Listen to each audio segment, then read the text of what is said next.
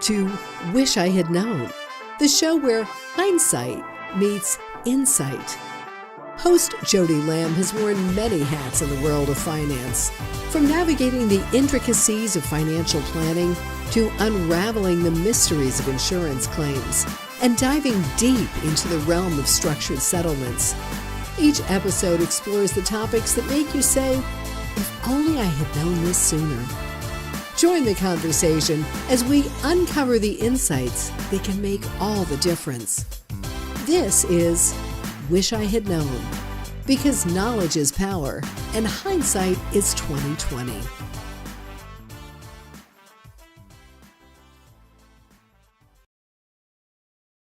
Welcome back to another episode of Wish I Had Known. Today, the Biz Communication Guy joins us to share his expertise and insight.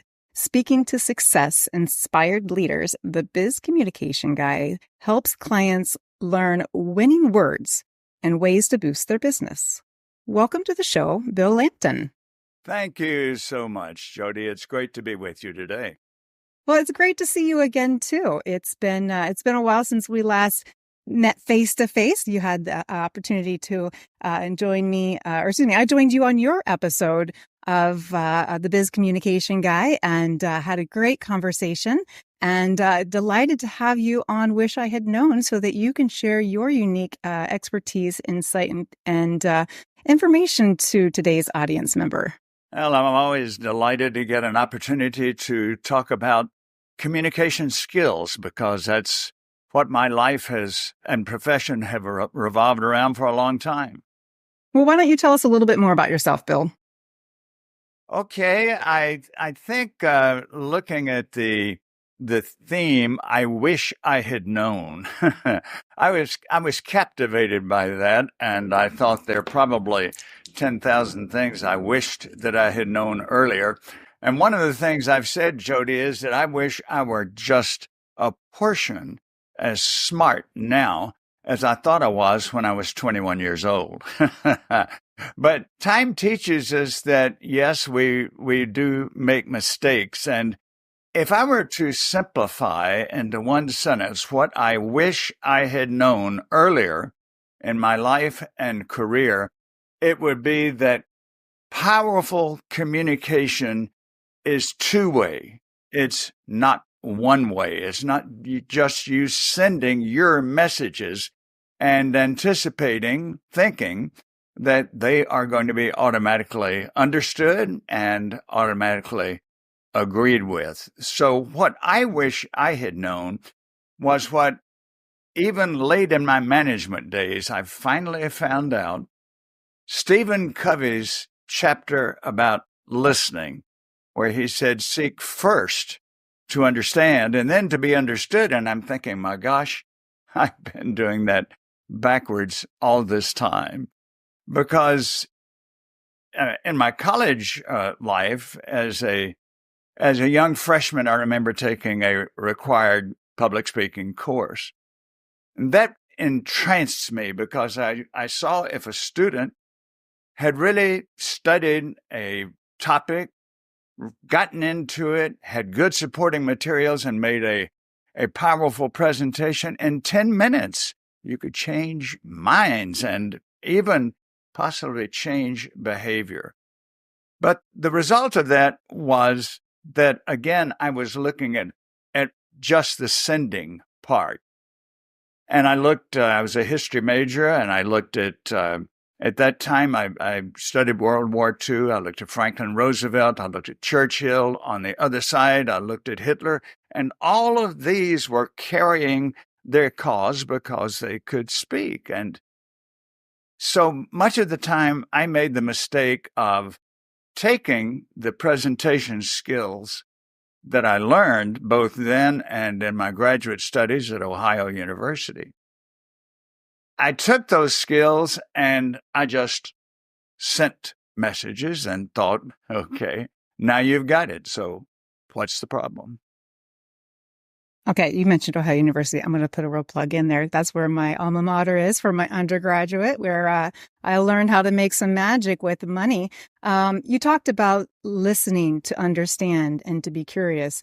I think that builds nicely into a recent post that you had on LinkedIn. Just at the end of April, you were talking about making some magic, some real magic, putting magic into communication, bringing harmony, cooperation, and positive results. How do you coach individuals in that magical opportunity? Well, for one thing, I shared with them that quote that you just mentioned that I had posted on LinkedIn from Dr. Wayne Dyer, where he makes the point very clearly. If you want real magic in your communication, it's quite simple. He said, just give up the need to be right. In other words, as he put it, every conversation, every interaction does not need to be conflict. In fact, if you decide at the outset of a conversation, of a meeting, of a discussion, if you decide there doesn't have to be anybody who's right and there doesn't have to be anybody who's wrong, that sets a tone for consensus, open-mindedness, receptivity, and it diminishes greatly the potential for conflict. So with my clients, I let them know again what I learned from Stephen Covey, and very quickly I can talk about his 5 levels of listening. First is ignoring. Now, Jody, you and I would never do that, of course. I got 15-year-old twins who will happily demonstrate how to do that. Right. And then next would be pretending.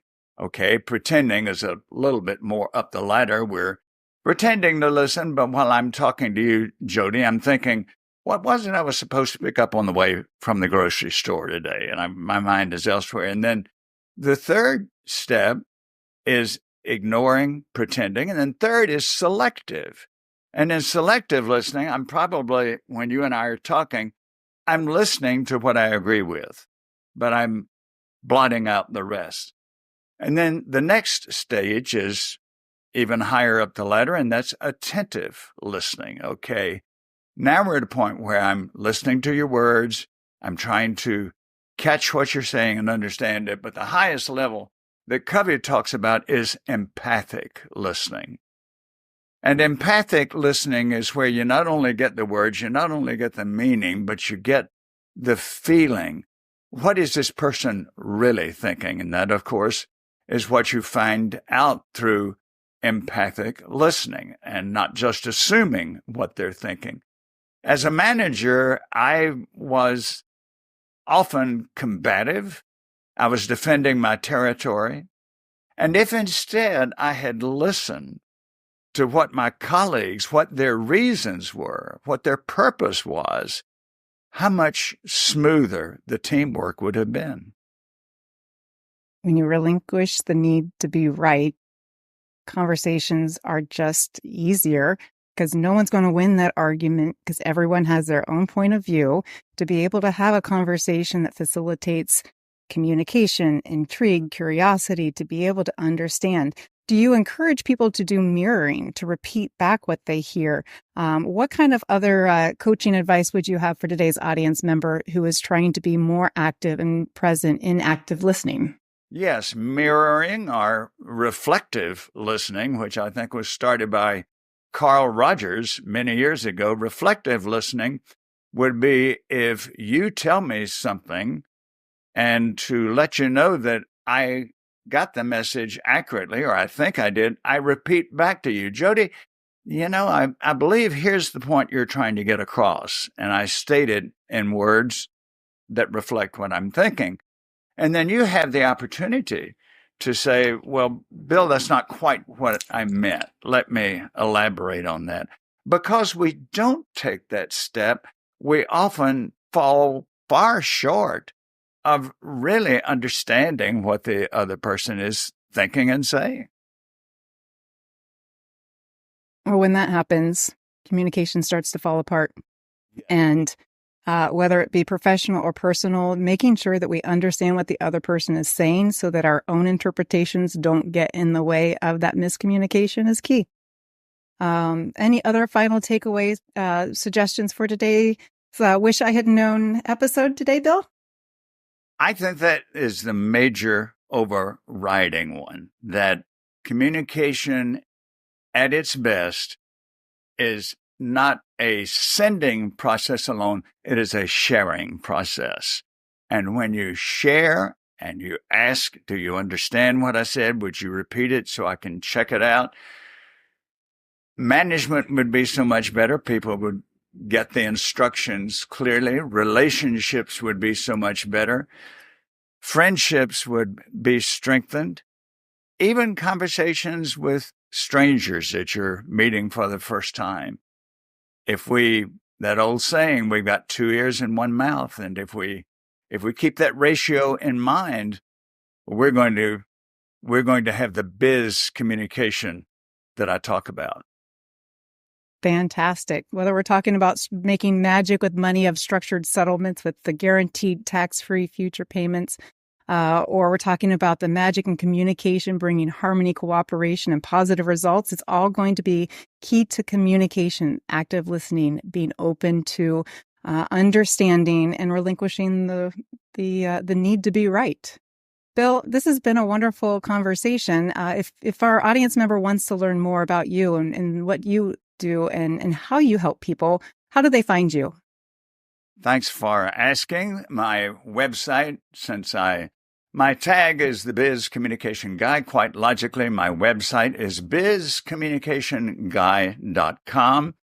I welcome also phone conversations because I like to hear about your communication challenges and problems and find ways that we can explore to assist you with those. My phone is 678-316-4300.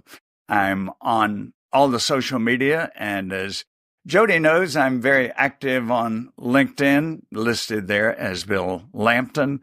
We'll welcome your invitation to connect on LinkedIn.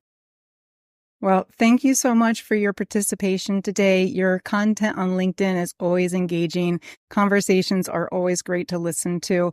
Thank you so much for joining us on today's episode of Wish I Had Known. Thank you, and I wish I had known. Thank you, Bill.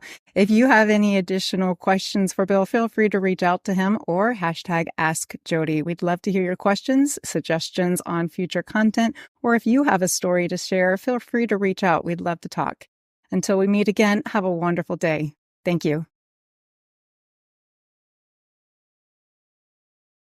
To today's episode, please like, share, and subscribe so you can hear all of Jody's chats, so you don't have to say, "Wish I had known."